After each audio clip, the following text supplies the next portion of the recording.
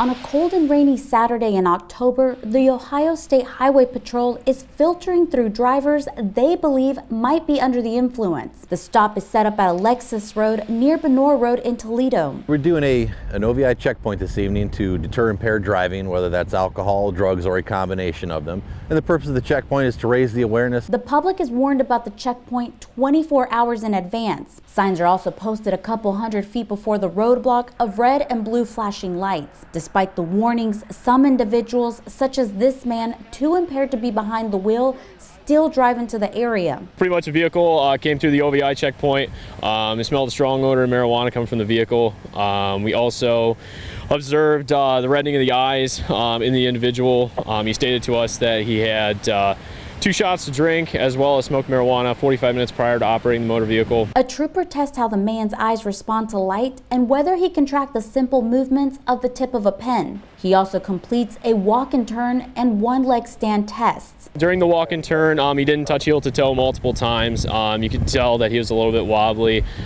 His arms, you're supposed to keep your arms down at your sides. I stated to him multiple times, and obviously you cannot do that as well.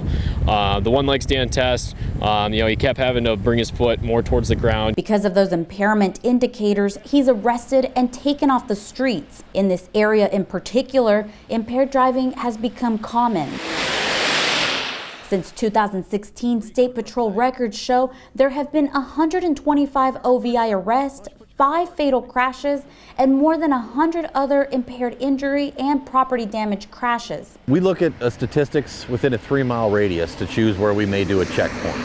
And within that radius, we're looking for impaired drivers, impaired crashes, injury crashes resulting from alcohol. And those are the areas that we need to focus on to reduce that. During this 3-hour checkpoint, nearly 300 vehicles passed through. 7 of those drivers were pulled aside for sobriety testing. 4 of those drivers were arrested. 3 other impaired drivers in the surrounding area were also arrested. Lieutenant Sean Robinson says every one of those arrests is potentially a life saved on Toledo roadways. That's the ultimate goal for this. If I didn't have anybody come through this checkpoint impaired, that would be a great night for the checkpoint, because that means this is successful. It raised the awareness to everybody out here. Everybody had a great time and they did it right. In Toledo, Roxanne Elias, The Blade.